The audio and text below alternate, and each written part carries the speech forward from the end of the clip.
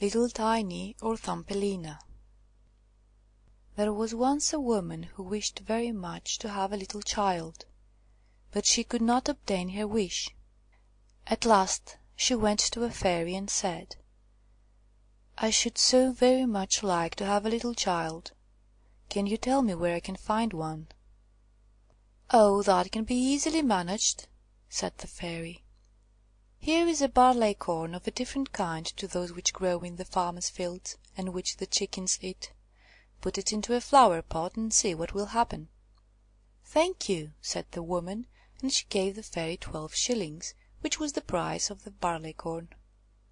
Then she went home and planted it, and immediately there grew up a large handsome flower, something like a tulip in appearance, but with its leaves tightly closed as if it were still a bud. "It is a beautiful flower," said the woman, and she kissed the red and golden coloured leaves, and while she did so the flower opened, and she could see that it was a real tulip. Within the flower, upon the green velvet stamens, sat a very delicate and graceful little maiden. She was scarcely half as long as a thumb, and they gave her the name of Thumbelina, or Tiny, because she was so small.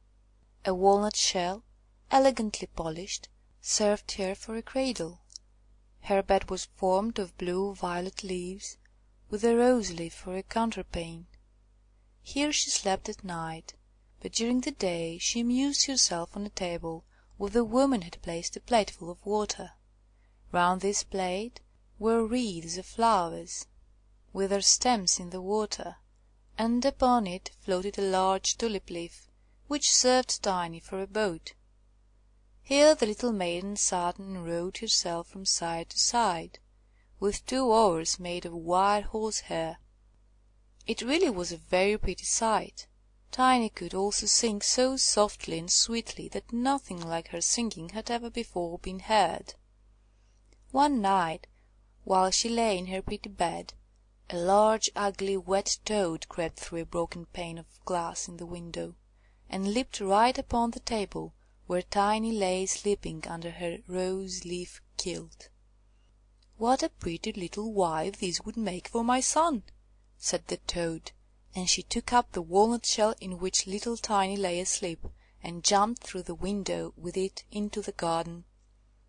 In the swampy margin of a broad stream in the garden lived the toad, with her son. He was uglier even than his mother, and when he saw the pretty little maiden in her elegant bed, he could only cry, "Croak, croak, croak!"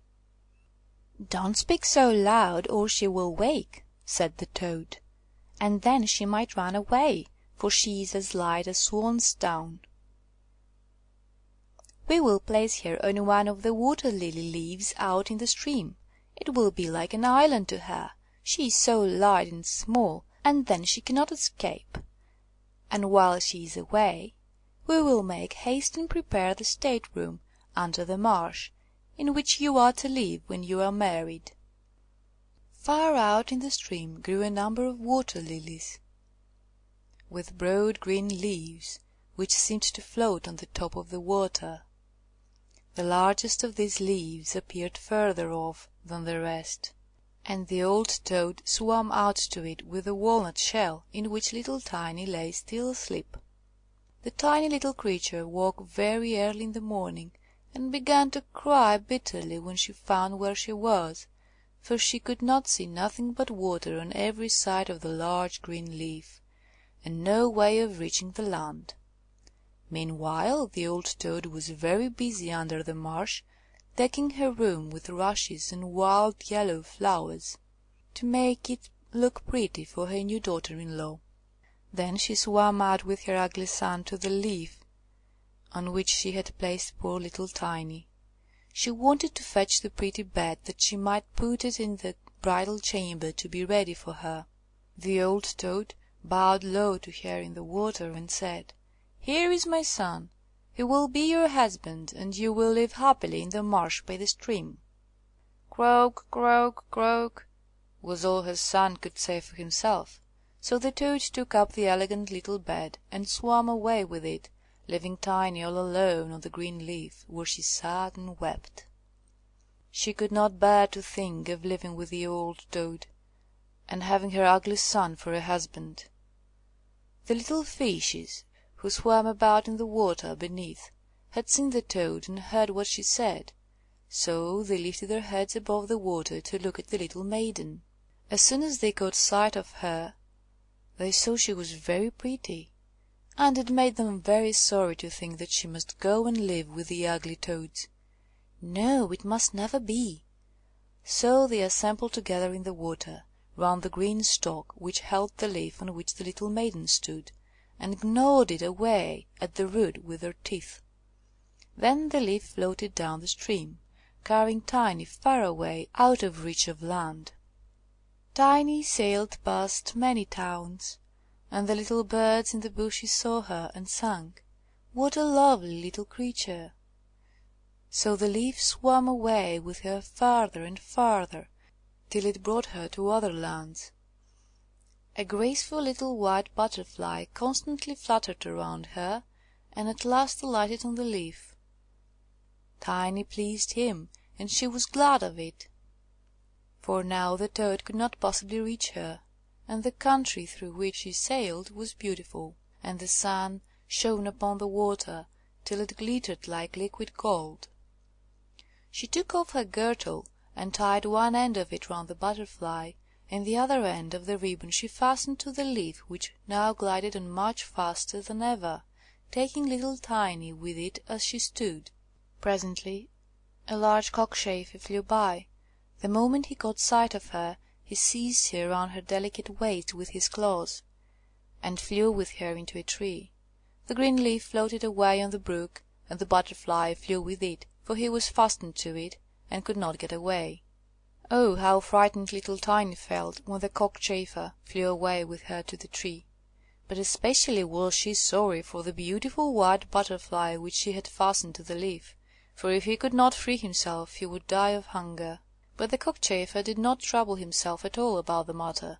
He seated himself by her side on a large green leaf, gave her some honey from the flowers to eat, and told her she was very pretty, though not in the least like a cockchafer.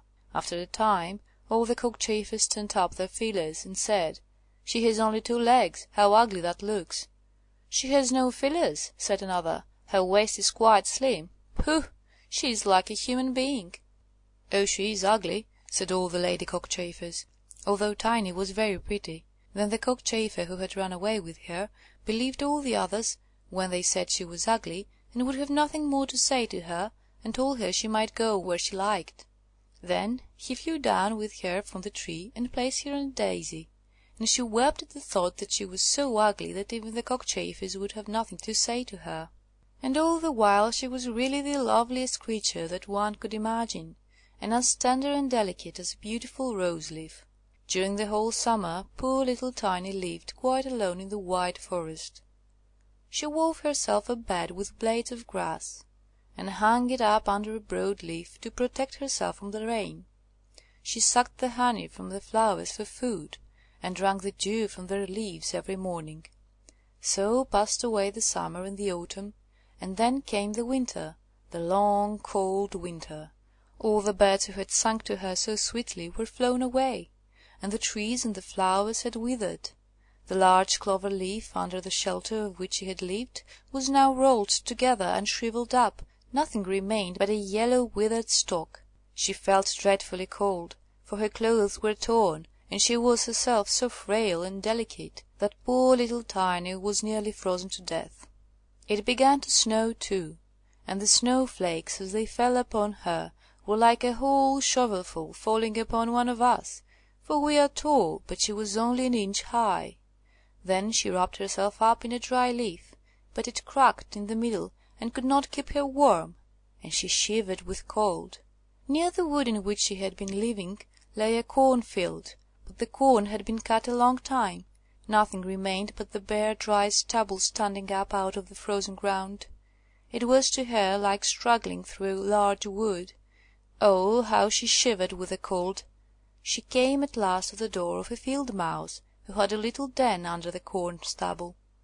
There dwelt the field mouse in warmth and comfort, with a whole roomful of corn, a kitchen, and a beautiful dining room. Poor little Tiny stood before the door just like a little beggar girl, and begged for a small piece of barley corn, for she had been without a morsel to eat for 2 days. "You poor little creature," said the field mouse, who was really a good old field mouse, "come into my warm room and dine with me." She was very pleased with Tiny, so she said, "You are quite welcome to stay with me all the winter if you like, but you must keep my rooms clean and neat and tell me stories, for I shall like to hear them very much." And Tiny did all the field mouse asked her, and found herself very comfortable. "We shall have a visitor soon," said the field mouse one day. "My neighbour pays me a visit once a week. He is better off than I am. He has large rooms, and wears a beautiful black velvet coat. If you could only have him for a husband, you would be well provided for indeed. But he is blind, so you must tell him some of your prettiest stories." But Tiny did not feel at all interested about this neighbour, for he was a mole. However, he came and paid his visit dressed in his black velvet coat. "He is very rich and learned, and his house is 20 times larger than mine," said the field mouse. He was rich and learned, no doubt, but he always spoke slightingly of the sun and the pretty flowers, because he had never seen them. Tiny was obliged to sing to him, "Lady bird, fly away home," and many other pretty songs, and the mole fell in love with her because she had such a sweet voice. But he said nothing yet, for he was very cautious. A short time before, the mole had dug a long passage under the earth, which led from the dwelling of the field mouse to his own, and here she had permission to walk with Tiny whenever she liked. But he warned them not to be alarmed at the sight of a dead bird which lay in the passage. It was a perfect bird, with a beak and feathers, and could not have been dead long, and was lying just where the mole had made his passage. The mole took a piece of phosphorescent wood in his mouth, and it glittered like fire in the dark. Then he went before them to light them through the long dark passage. When they came to the spot where lay the dead bird, the mole pushed his broad nose through the ceiling, the earth gave way, so that there was a large hole, and the daylight shone into the passage. In the middle of the floor lay a dead swallow, his beautiful wings pulled close to his sides, his feet and his head drawn up under his feathers. The poor bird had evidently died of the cold. It made little Tiny very sad to see it. She did so love the little birds. All the summer they had sung and twittered for her so beautifully, but the mole pushed it aside with his crooked legs, and said, "He will sing no more now. How miserable it must be to be born a little bird! I am thankful that none of my children will ever be birds, for they can do nothing but cry, 'Tweet, tweet,' and always die of hunger in the winter." "Yes, you may well say that, as a clever man," exclaimed the field mouse. "What is the use of his twittering, for when the winter comes he must either starve or be frozen to death. Still, birds are very high bred." Tiny said nothing, but when the 2 others had turned their backs on the bird, she stooped down and stroked aside the soft feathers which covered the head, and kissed the closed eyelids. "Perhaps this was the one who sang to me so sweetly in the summer," she said, "and how much pleasure it gave me, you dear pretty bird." The mole now stopped up the hole through which the daylight shone, and then accompanied the lady home. But during the night Tiny could not sleep, so she got out of bed and wove a large beautiful carpet of hay. Then she carried it to the dead bird and spread it over him, with some down from the flowers which she had found in the field mouse's room. It was as soft as wool, and she spread some of it on each side of the bird, so that he might lie warmly in the cold earth. "Farewell, you pretty little bird," said she. "Farewell. Thank you for your delightful singing during the summer, when all the trees were green and the warm sun shone upon us." Then she laid her head on the bird's breast.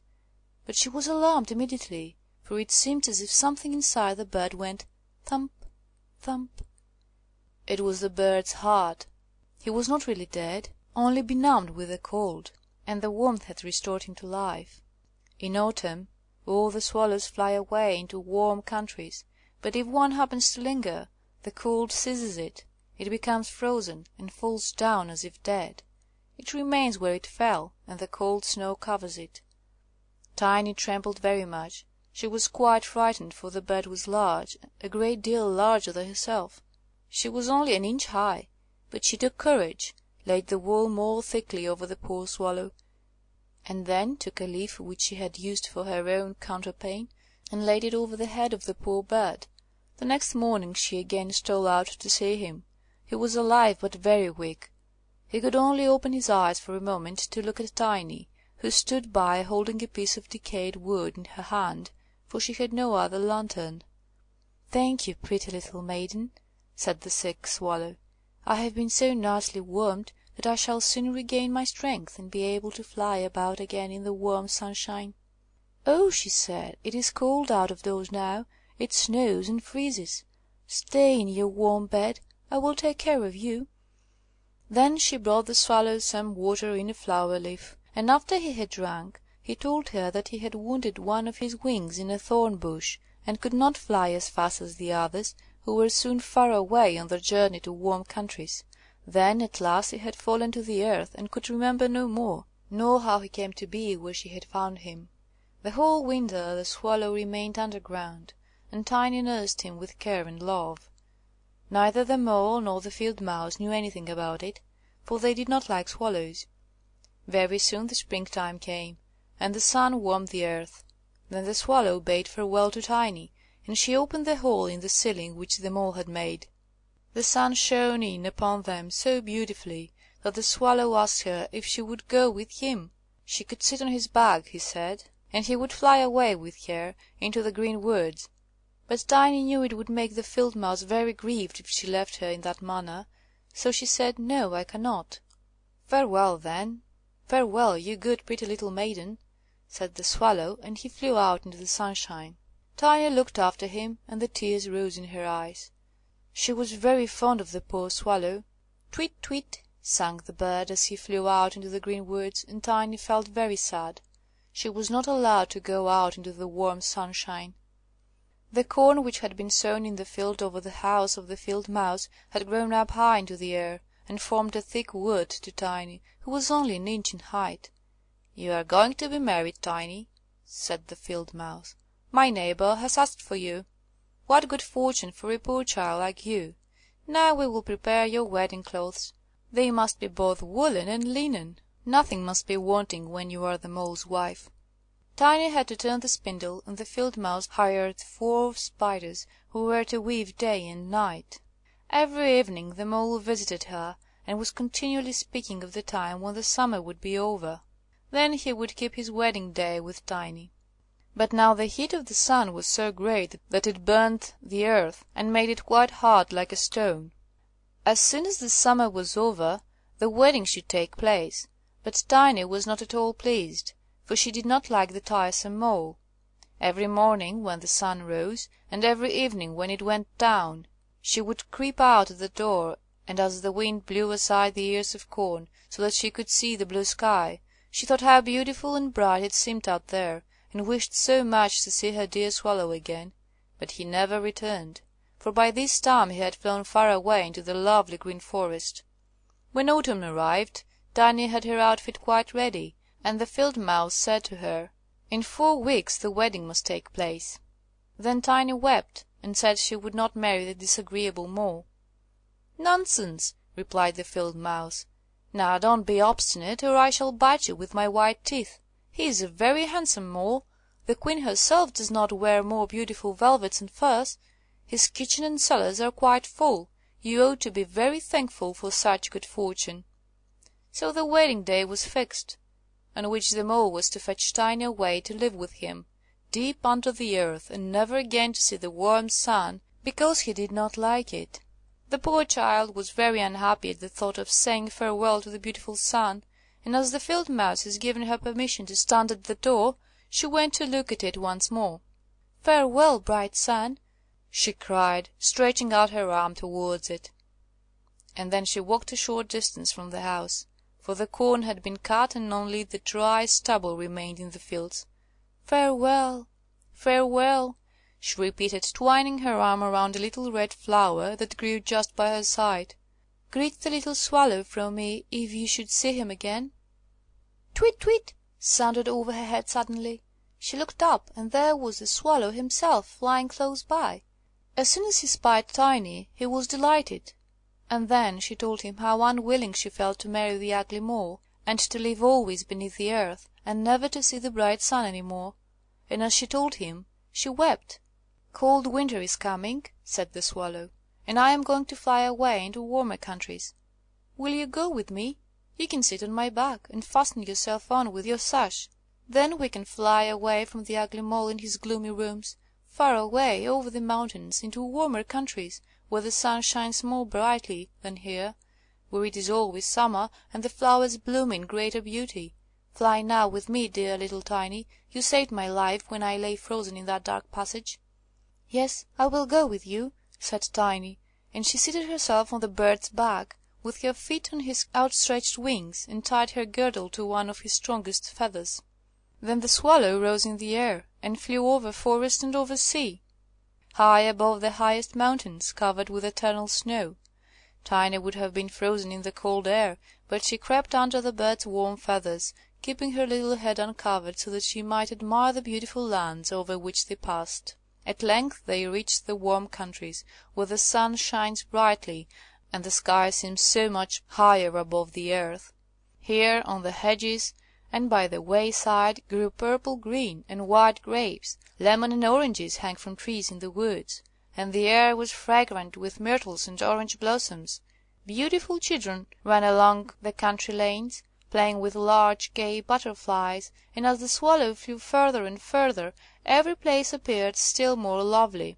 At last they came to a blue lake, and by the side of it, shaded by trees of the deepest green, stood a palace of dazzling white marble, built in the olden times. Vines clustered around its lofty pillars, and at the top were many swallows' nests, and one of these was the home of the Swallow who carried Tiny. "This is my house," said the Swallow, "but it would not do for you to live there. You would not be comfortable. You must choose for yourself one of those lovely flowers, and I will put you down upon it, and then you shall have everything that you can wish to make you happy." "That will be delightful," she said, and clapped her little hands for joy. A large marble pillar lay on the ground, which, in falling, had been broken into 3 pieces. Between these pieces grew the most beautiful large white flowers, so the Swallow flew down with Tiny, and placed her on one of the broad leaves. But how surprised she was to see in the middle of the flower a tiny little man, as white and transparent as if he had been made of crystal. He had a gold crown on his head, and delicate wings at his shoulders, and was not much larger than Tiny herself. He was the angel of the flower, for a tiny man and a tiny woman dwell in every flower, and this was the king of them all. "Oh, how beautiful he is!" whispered Tiny to the Swallow. The little Prince was at first quite frightened at the bird, who was like a giant compared to such a delicate little creature as himself. But when he saw Tiny he was delighted, and thought her the prettiest little maiden he had ever seen. He took the gold crown from his head and placed it on hers, and asked her name, and if she would be his wife and queen over all the flowers. This certainly was a very different sort of husband to the son of a toad, or the mole with his black velvet and fur, so she said yes to the handsome Prince. Then all the flowers opened, and out of each came a little lady or a tiny lord, all so pretty. It was quite a pleasure to look at them. Each of them brought Tiny a present, but the best gift was a pair of beautiful wings which had belonged to a large white fly, and they fastened them to Tiny's shoulders, so that she might fly from flower to flower. Then there was much rejoicing, and the little Swallow, who sat above them in his nest, was asked to sing a wedding song, which he did as well as he could, but in his heart he felt sad, for he was very fond of Tiny, and would have liked never to part from her again. "You must not be called Tiny any more," said the Spirit of the Flowers to her.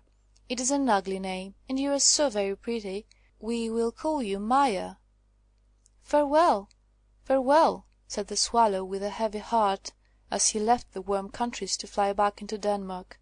There he had a nest over the window of a house in which dwelt the writer of fairy tales. The Swallow sang "Tweet, tweet," and from his song came the whole story. End of Little